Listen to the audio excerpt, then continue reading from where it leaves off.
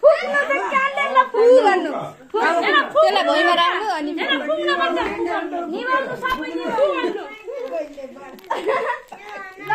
चप्पु खै चप्पु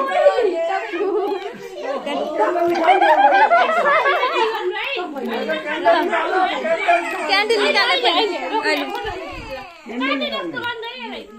पनि निकाल